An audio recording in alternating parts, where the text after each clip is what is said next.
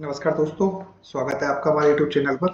आइए हम देखते हैं कि मंडे को मार्केट में क्या सिचुएशन रहेगी, क्योंकि सैटरडे और संडे को बहुत ज़्यादा जियोपॉलिटिकल टेंशन हुई है। यूएसए ने वेनेजुएला पर अटैक कर दिया है और अप्रॉक्सीमेट ये आप समझिए अटैक का मेन रीजन ये है क्योंकि इसके पास में अपना ऑयल की जो रिजर्व है वो अप्रोक्सीमेट 14 से 15 ट्रिलियन के आसपास हैं।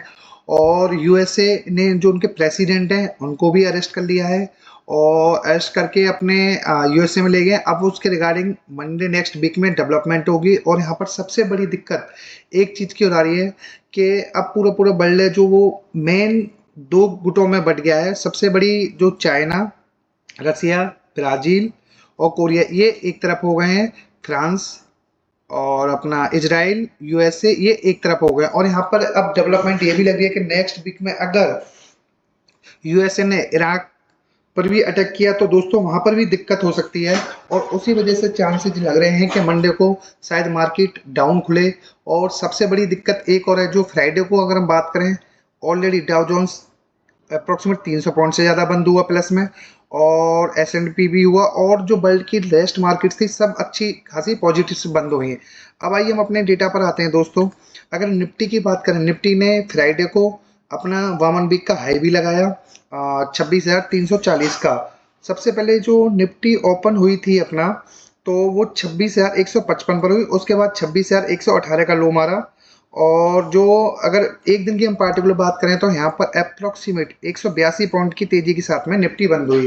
पर यहाँ पर सबसे बड़ी दिक्कत क्या हो रही है कि निफ्टी एक तो अपने लाइफ टाइम हाई पर पहुंच गई है, और दूसरा जो पुट कॉल रेशियो है दोस्तों वो 1.64 है। जब भी मतलब 85% से ज़्यादा जब पुट कॉल रेशियो 1.6 से ऊपर पहुंचा है तो नेक्स्ट जो ट्रेडिंग सेशन रहता है उसमें निफ्टी माइनस में ही बंद होता है। 80 to 85% केसेज में ऐसा ही रहता है।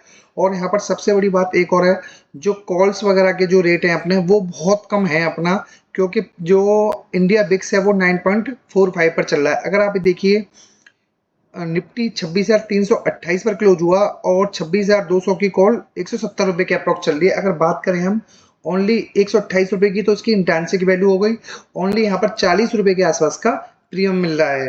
अब सबसे बड़ी बात ये हो रही है क्योंकि अब जो इन्होंने अटैक किया है, चाइना अपना टोटल जितना क्रूड ऑयल कंजम्पशन का अप्रोक्सीमेट 9% अपना वेनेजुएला से इंपोर्ट करता है। और सबसे बड़ी बात एक और है, अभी तक वेनेजुएला के ऊपर एक्सपोर्ट के रिगार्डिंग ऑयल के बहुत ज़्यादा सैंक्शन थे। अब यूएसए की कंपनियां वहां पर जाएंगी और वो अपना ऑयल एक्सप्लोरेशन करेंगी वहां पर। अब सबसे बड़ी बात एक और है, अगर यहाँ पर मंडे को निफ्टी 26,118 का लो तोड़ती तो चांसेस काफ़ी हद तक ज़्यादा हैं कि मार्केट डाउन साइड आएगी। और बाकी मॉर्निंग में पता चलेगा मंडे को कि एशियन मार्केट्स है वो कहाँ पर ओपन होंगी। और आइए दोस्तों सबसे बड़ी बात करते हैं, अगर हम निफ्टी पर चार्ट्स की बात करें तो अप्रोक्सीमेट मॉर्निंग में तो निफ्टी डाउन ही खुला था, उसके बाद में कैंडल्स ऊपर बनती चली गई।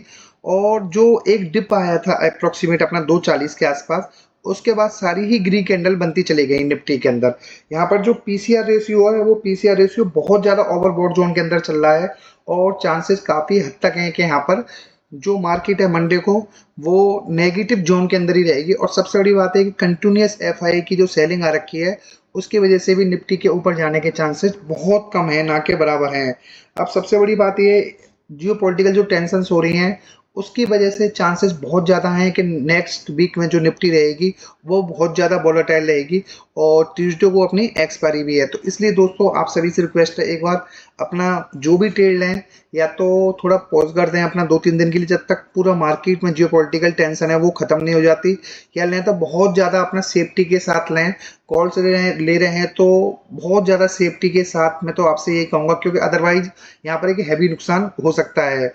और दोस्तों आप लोगों सभी से रिक्वेस्ट है, अगर आप चैनल पर पहली बार आए हैं तो प्लीज़ वीडियो को लाइक और चैनल को सब्सक्राइब जरूर करिएगा। Thank you so much.